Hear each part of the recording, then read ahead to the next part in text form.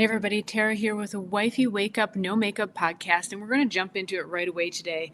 I'm responding to a video of the Whatever podcast. Why should men be barred from dating younger women? I'm going to save you. It's about a 15-minute clip. I'll put the link in the description so you can refer to it. Just going to play a little bit of it here for you here. They're explaining. Well, you'll get it. Here you go.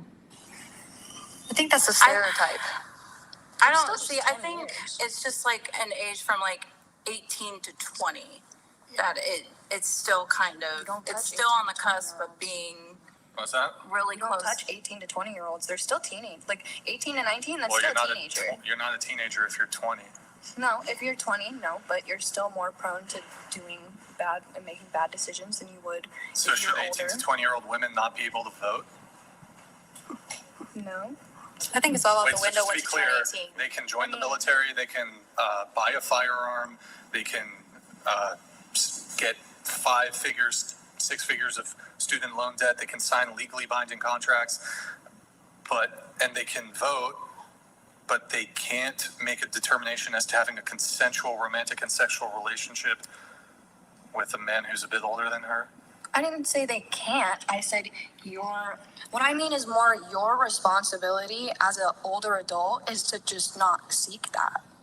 Because if Okay, so there's a lot more to that clip, but I think that's one of the most poignant points here is, and just some background. My husband is 12 years older than I am. We met when I was 18 and we married 10 days before my 19th birthday. And so, case in point, we've been married nearly 25 years. We've been together for 25 years now. And I'm extremely grateful that I made that decision then at that point in my life. Now, a little bit of background. I was still in high school. I had already graduated by the time we got married. I had also been a year abroad in Brazil, had done a number of things that I had already made decisions for myself, had earned a scholarship, earned my way, money that I needed for that year. And so I think it's obviously going to depend on the 18, 19, 20, 21-year-old. But I think Brian makes a very good point there that when you're 18 years old, I mean, yeah, you can sign up, you can be going to college, be getting indebted by 5-6 figures. And those were actually decisions that I precisely had made. So at that point in my life, I had already applied to college, got into some very good colleges, and I was doing the calculations. I was using the very same math they taught me in high school to discern, wow, is this going to be a good ROI, return on investment, for my time and for my money? And what I was calculating is that I was easily, for those good colleges, was going to easily be $100,000 in debt because I had to pay for everything myself. And what it would take to pay off that debt, even if I was aggressively paying off that debt after getting out of college based upon what the going salaries were for the projected jobs I was looking to get into or was testing that would be good matches, right? And so I was deciding, basically, my husband, my fiance at the time, was not a person that was necessarily for college. He's an entrepreneur, and so he clearly sees the math in how you can make your own money without having to have a college degree. But he said, if you want to do that, I will support you, be by your side. And I actually chose not to do that. And it looks like my video froze for a moment. I chose not to do that because I was already making $25 an hour as an 18-year-old. 25 years ago. That was a heck of a lot of money. And so I saw the potential in myself, and I did not want to be indebted for around $100,000 and then making $45,000 a year. That just did not make sense to me. And be trying to live a life in that meantime. And I was already seeing a future coming together with my future husband.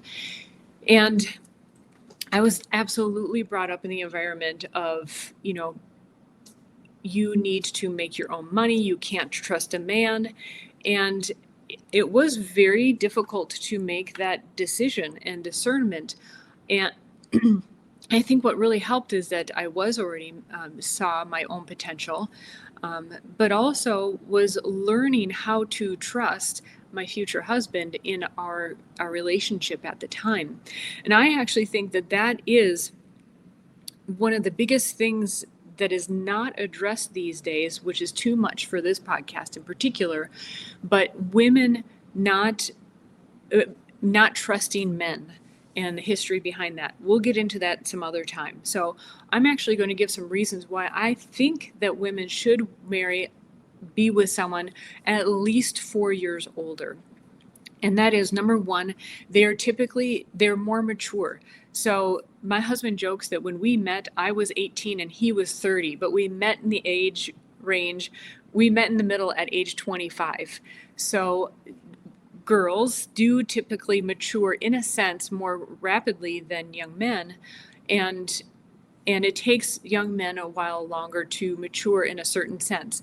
But in the meantime, they're getting life experience. They're learning in the world. So I think having a man that's at least 4 years older is very good for that sense, for that reason. Also, life experience, like I was getting to.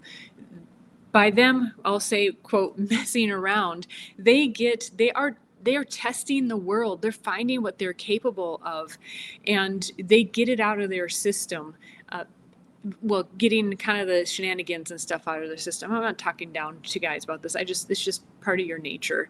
And also they get past, well, I'm not going to go there. They get past a certain stage. They are more ready to be in a relationship, and they have more life experience. So for example, by the time I met my husband, he had actually been married 3 times before and had divorced within a year of each of those. And each of those relationships. And what that said to me is that he was very maybe not discerning on the front end, not a good picker at that point, but that he was not one to remain in bad situations. And so that was a heads up for me also. But what I learned early on in our relationship before we got married was that he would say what he had learned in those previous relationships does not work. And even though I, of course, and he didn't go into detail, like tell me, this happened with so-and-so and blah, blah, blah, because no one wants to hear about that in a prior relationship with that their current partner, current fiance had. However, he found a way to, with tact, relay those messages that he had learned that from those prior relationships. And I think that really set our relationship up to be so much stronger than it would have been, A, if he hadn't had those experiences, but B, if he hadn't relayed the lessons that he had learned in those previous relationships. So life experience, I think, is absolutely huge. And for a man in particular, the more prior relationships he has is not necessarily it strikes against him. If he's learned from them and can bring those lessons into the future relationship, that can be a huge asset. Also, he's been in life longer. Hopefully he's well into his career. He has a better potential for providing for the family. And I do think that it is a better structure, if you're going to have a family with kids in particular, that the mother does stay home for the formative years in particular. And that ability to provide and also have the discernment of what do we actually need? In those first years, you might be cutting back in order to live on that one income. So again, that's where the life experience comes in and also. And I want to spend time on this last point because I think this is one that is not mentioned ever and is a very good reason to be married to someone who is at least the 4 years older, someone who you don't see as your contemporary. They're not like a brother, they're not like a cousin, and maybe cousin, but in the sense that you can have a cousin that's 12 years older, for example, but they're not brotherly, and they're not a contemporary, like you graduated around the same time. Because in that sense, I think what happens with women is that when you see them as a contemporary, you have more of a competitive nature by nature. And if he doesn't do something quite right, I mentioned this in my podcast yesterday as number 83. Check that one out, because the little things that you pick away at in him will diminish him in your eyes. And you absolutely do not want to do that. The more you look up to him and admire him and think he's amazing, the better it is for your relationship, and the better it is for both of you. And when he's considerably older, just by nature, he is going to have more experience. He's going to have just that experience. You'll naturally look up to him. And I can say this hands down in my relationship with my husband. There are very few things that I would say that I have a leg up on him. One might be is language, for example. I happen to speak a number of languages. He does not have that history. And it's just kind of a matter-of-fact thing. It's not like I'm trying to compete with him in language. Similarly, music. But it doesn't really come to play in our life unless we're traveling, for example. And then it's like, hey, cool, I got my own translator with me. But it's not a day-to-day sort of competition sort of thing. And I appreciate so much that I just love being able to go to him with anything really, and he has some insight about it or knows where to find some solutions. And I think that's something that's really lost in our culture. There's so much stigma about the age gap that it automatically erases, or people are just overlooking the benefits of this. Now, to the argument about the women 18 to 20 not having an awareness about their life, I think I was very fortunate in this sense, where I had already had a number of life experiences where I was relying on my own judgment. And so I had already, to that point in my life, had made more significant decisions than I would say than my contemporaries. And normally I would say, actually, I think it is good to get insight from your trusted family members, those who are around you, about a life decision like this. Like, when I was I was looking into college, I was discussing with my parents life decisions like this. But I'm actually grateful I didn't listen to them, because you also, at that point in life, it's a point to start discerning for yourself, and not in a rebellious kind of way. And by no means was my decision not to go to college or to marry my husband any sort of rebellion against my parents or family. It was me tuning into my own inner knowing and guidance, and that is something that I wanted to do. And that was the right opportunity, the right time to make that decision. And I knew also that, if I ever wanted to go back to college or go to college, that opportunity would be there. But the opportunity to marry my husband, even though he said, I'll be here, that could very well pass. So I think that age 18, 19, and 20, of course, is going to depend on your maturity level. Hopefully you have people around you that you can rely on to help you make good decisions.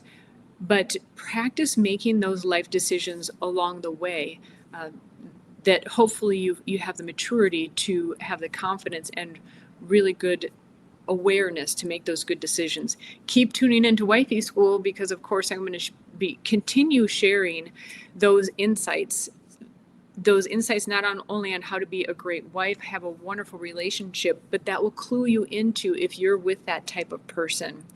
So I agree with the panel, the guys saying that, the age gap, I think, actually can be a benefit. They didn't necessarily say it that way, but I think an age gap can be a huge benefit to your relationship.